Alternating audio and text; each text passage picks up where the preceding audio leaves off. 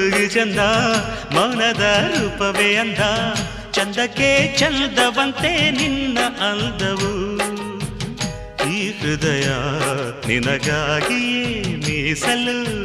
ಪ್ರಿಯೆ ಎಂದಿಗೂ ಈ ಬೆಸುಗೆ ಬಿರುಗಾಳಿಯೇ ಬಂದರು ಒಡೆಯದು ಎಂದಿಗೂ